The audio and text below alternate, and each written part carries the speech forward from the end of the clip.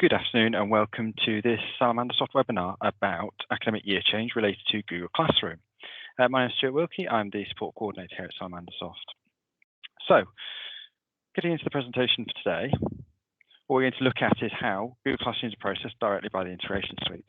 So what that means is we retrieve the information about the classroom, as in the classes from your management system, so Sims, Romcom, Arbor, etc., and we process these directly into Google using their API.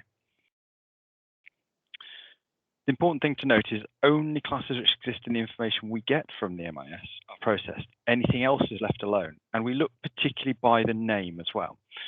So take a class this year, for example, it'd be 2020 as a current academic year, and it has the name 7AEN1, for example, for an English class.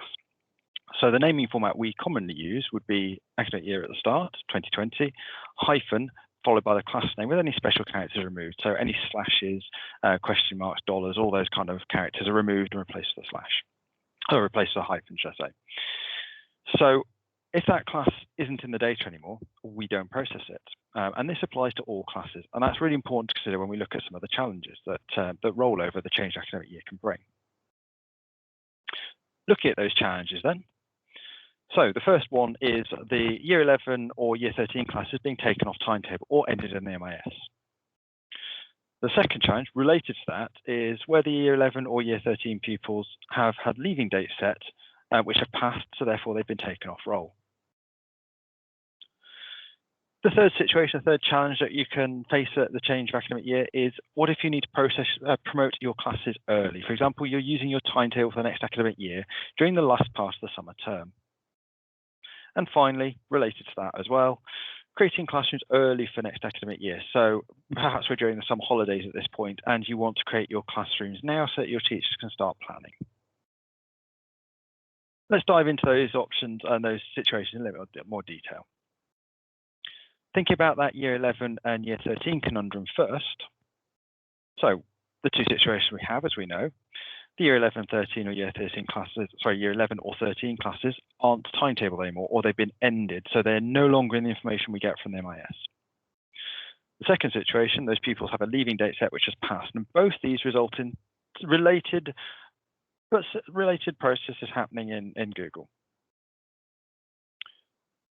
So the first up, if the class is still timetabled, but the pupils aren't in it anymore, because they've let their set as leavers, then the members of those classrooms are removed. That's the real pitfall you can face, because as we said, if the class doesn't actually exist anymore, and it's not timetabled, therefore not in the information we get, that classroom is not going to be processed. So the real thing to worry about is, are those pupils still on roll, or are they still in those classes as far as they are in the MIS? So to avoid this situation happening where the pupils are removed from those classrooms would be to suspend rather than end the classes where it's supported by your MIS. The second option is to stop the processing of Google Classroom via our status view application. And I'll show you that in more detail later on. The promotion situation is slightly different. So in this example, you're wanting to use your timetable for September, but we're still in the summer terms. We haven't actually started the next academic year yet. The effect of this is your classrooms which were in use this year are going to be updated to have have the pupils in the year group below. So take the example of the 7EM1 class again. So that Year 7 are now in Year 8 and the Year 8 is now in Year 9. What's going to happen is that Year 8 classroom is going to end up with the Year 7 pupils being added to it, because as far as the processing is concerned, we're still in the 2020 academic year, and that class is still called, in this case, 8EN1. So the members are going to be changed over, which is not what you want to happen. So how to avoid this happening? Stop the sending of the information to Google Classroom, again, via our status view application, or you can raise a support case with us, and we can change how we recognize what is the current academic year. So essentially what would happen then is we would tell our application that irrespective of when it thinks the academic year is changing, it's changed now. So the classrooms will then be prefixed 2021. You'll get a lot of new classrooms created, and your existing 2021s will be left alone. What can we do to recover the situation if we've already gone past the point and it's too late?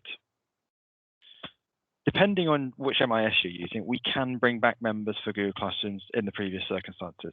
The only exception to this that is worth noting is ISAMs. Unfortunately, with ISAMs, we cannot go back in time to see what the membership of the class was at a previous date. And what can we do, and how do we then do it? So first up, we need the date that the change was made to the timetable. We'll then return the information from before that change, so the week before, for example, and we'll then send this information to Google Classroom. When we send it to Google Classroom the first time, it'll put the members back as they should be. We'll then change our recognition of the current academic year, so essentially tell it that irrespective of it being currently 2020 as far as the MIS is concerned and as far as we're concerned, we're going to tell it that it's the next academic year now, so your 2021 classes in this case will be created. So what about archiving? This is a question we get asked a lot. What happens to classrooms when the year changes? So what happens, as we said at the start, is that when the class stops being searched for by the name we expect, so we're turning 2020 now, will be 2021 from September. When the name changes, we stop finding the previous academic year's classrooms, so we don't process them anymore. They are left exactly as they were on the last day they were processed. So that would be the last day of the summer term normally. Archiving is usually a manual step. Your options around this are a teacher-led manual archive. The teachers can choose to archive classrooms themselves. It's an option within the classroom that when they're in each classroom, they can choose to archive it. As an administrator, you can choose to archive the classrooms as well. Alternatively, we can configure our integration suite to give you a process which your administrators can run on demand once configured, which will retrieve the previous year's classrooms, the previous year's class information, again, notable exception, ISAMs here, and then process an archive action against those classrooms. Normally, we may exclude some year groups from this, for example, the year 10 and year 12 classrooms, because they may want to use those or have access to them again. The key point about the archiving is that it doesn't prevent anybody getting into them. It just prevents people changing them. It takes them out of the current view, and they're always still accessible to both pupils and staff. As I said, how this is done, teachers and administrators can log in and choose to archive a classroom from its settings, and we can add a process that allows you to archive all classes.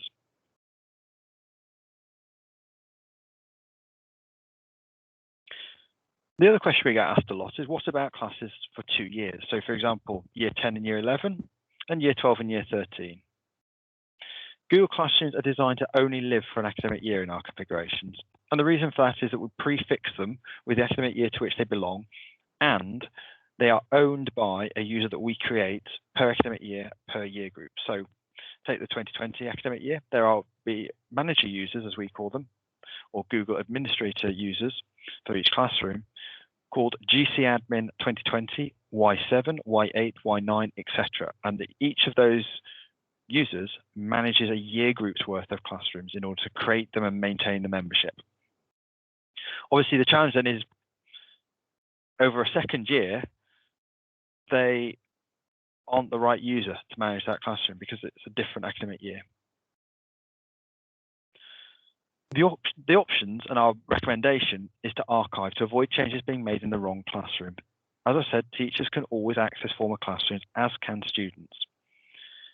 If you do want to keep those classrooms active, any membership changes to them would need to be manual. We have experimented in the past with managing previous year's classrooms, but there are a couple of caveats to it. The main one being that any variation in the class name will result in the wrong classroom being processed. The other issue is, as I said, the challenge of the manager user not being the same academic year. So our recommendation is treat the Google Classrooms like a digital exercise book, and you get a new one each academic year.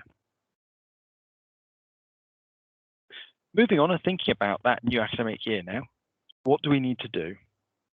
So as soon as your new class lists are ready, the information can be prepared for Google Classroom. The first day of term where the classes are active, our process will retrieve that detail in the early hours of the morning and send that information to Google. The first run of this can take a little while, depending on how many classes you have and how busy the Google API is. but often you'll find that most of the classes have created.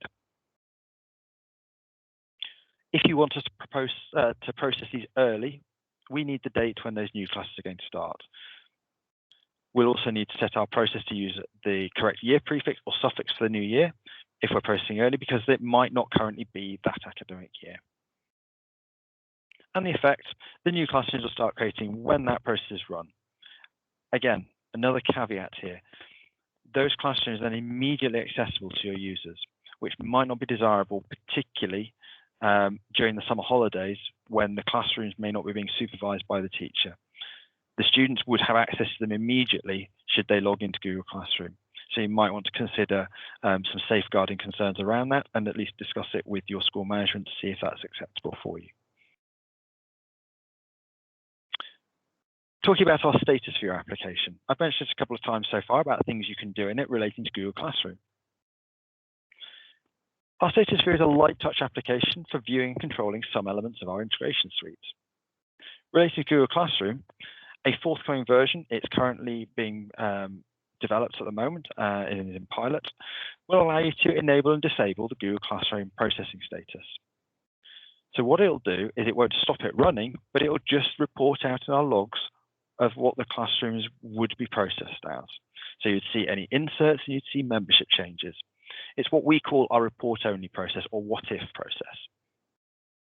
You'd then be able to view the log files to see what classrooms were processed and what ones are created. When you're ready, you can then choose to enable it, and those classrooms will be created on the next run. There will be a further video added in at a later date, which has an overview of the entire status for your application and its functionality. So a recap for you. We've had an overview of the process for Google Classroom and what we do. We've discussed the 4 common situations that can occur and options including recovery for these. I outlined our approach to archiving and the end-of-year steps that you should be prepared to carry out, and highlighted the issues that can happen with 2-year classes. I showed you how the new academic year can be prepared either in advance or when it happens automatically, and highlighted some of the things that are coming to the status viewer to make it far easier for you to see what the application will do. Much more details can be found at our FAQs. There's a dedicated section for Google Classroom. You can review this from the link on screen. You can also access this directly from the support section of our website, www.salamandersoft.co.uk/support. Thank you very much for joining us today for this second webinar on our academic year change process, this time relating to Google Classroom. I hope you've enjoyed this presentation. And if you have anything else that you need to discuss with our team, please do feel free to contact us via support@salamandersoft.co.uk, and our team will be happy to help. Thank you very much.